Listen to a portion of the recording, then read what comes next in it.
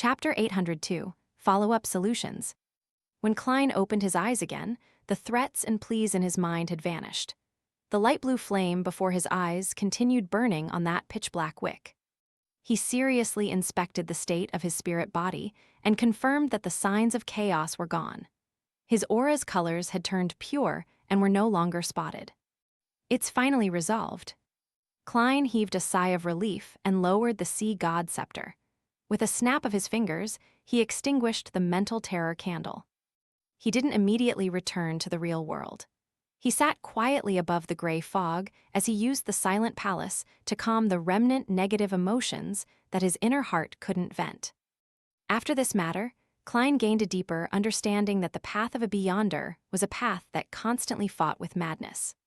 All Beyonders would be pushed to the brink of losing control, or they would have psychological problems if they weren't careful due to internal reasons or external stimuli. And once the symptoms appeared, not resolving them in time might leave them in a situation that would be abnormally difficult to resolve. The split personality that was created was a result of internal and external factors. The cause is a result of me being a transmigrator. Yet, I fused with Klein Moretti's memory fragments and received parts of his emotions. I was naturally inclined to having a dissociation. Together with me trying to steal the Antigonus family's notebook recently, it's akin to me walking along the boundary of an abyss to act as Dwayne Dance. The stress is immense, so after being agitated and mentally corrupted by the keeper's near loss of control, the problem erupted. As Klein raised his hand to rub his temples, he vanished from above the gray fog.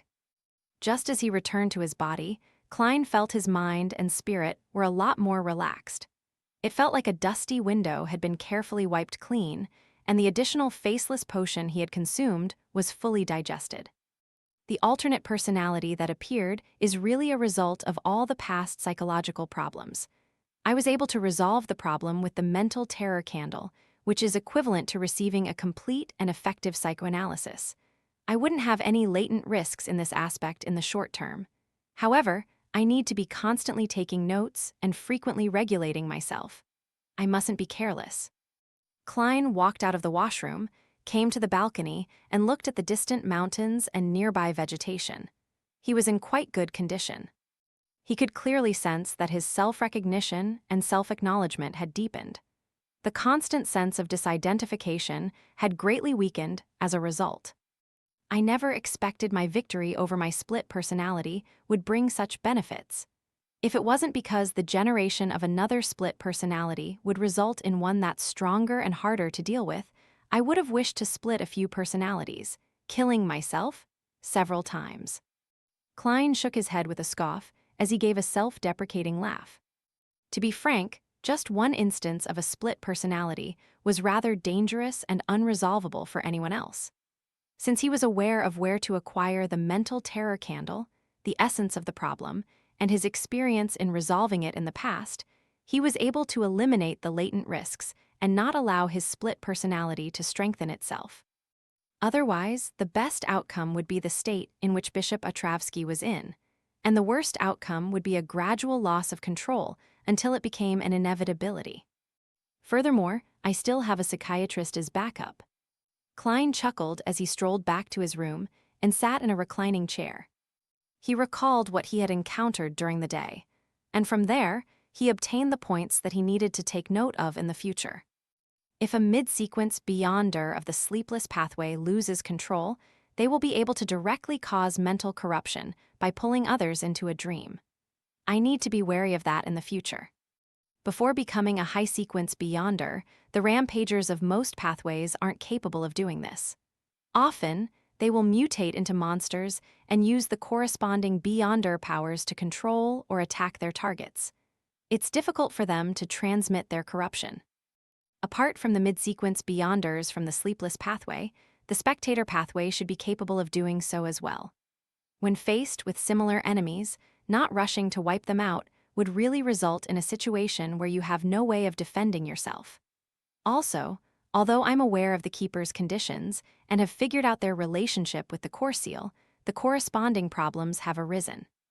If I were to disguise myself and infiltrate inside, How should I create the performance of being eroded by the core seal and not have my disguise be seen through? Klein carefully contemplated for a moment and was completely out of ideas. All he could do was stand up, walk to his desk, and draw a picture comprising of symbols that implied concealment and mystery prying. He was summoning Arodes. The full-body mirror in the master bedroom suddenly undulated with invisible waves as silver light appeared, forming Loney's text. Exalted Great Master, your loyal and humble servant, Arodes, is constantly at your service.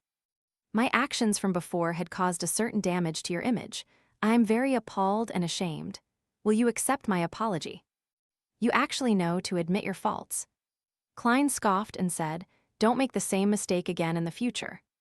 All right, the full-body mirror presented new words. How may I be of service? There's something. Klein deliberated and said, the keepers of the Church of Evernight are contaminated by the core seal's power behind Channy's gate. They are in different conditions from the typical Beyonder. Is there any way to perfect a disguise? The silver words changed and outlined new text.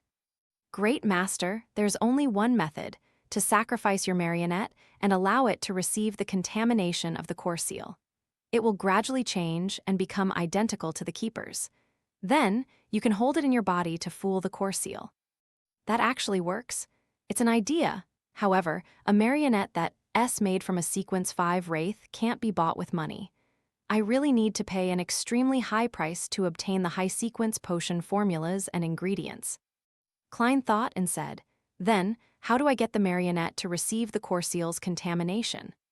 Typically speaking, a Wraith marionette might be detected by the seal before being forcefully purified and dispelled just as it approached Channy's gate, or even just appear in the prayer hall. The full-body mirror's waves stirred again as it accentuated a figure. The figure wore an old-fashioned veiled hat. She was tall with long chestnut hair. She was none other than Queen Mystic Bernadette. Great Master, you can seek her help, Arodes explained with a sentence made from silver words. Her, Queen Mystic, isn't from the Evernight pathway. How can she provide any help? Or does she have a sealed artifact that corresponds to the high sequences of the Evernight pathway, making it similar to the core seal behind Channy's gate? Thankfully, Admiral of Stars needs a drop of blood from a mythical creature. When the time comes, apart from providing an item that can satisfy Will Ossipton, there's still a middleman fee for me. This will be the middleman fee. Klein thought as he nodded and said, very good, you may return. Yes, exalted Great Master, your humble servant, Arodes, awaits your next summoning. As a silver line of text appeared, Arodes outlined a palm with a handkerchief in hand as it shook it.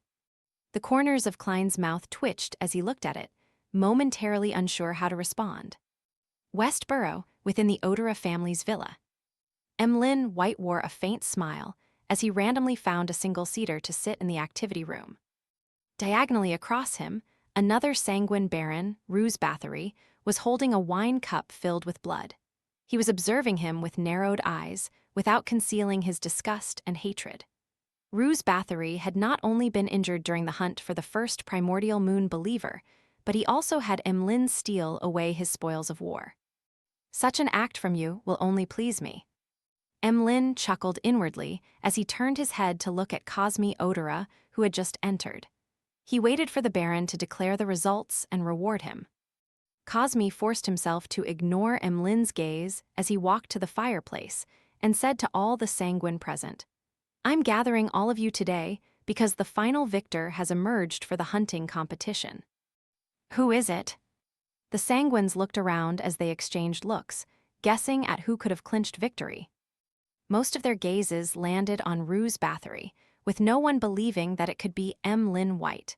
Only Ruse Bathory had a hunch as he looked in surprise at the darn fellow. Cosme secretly sighed and said, Emlin White has already hunted 3 targets, automatically clinching victory.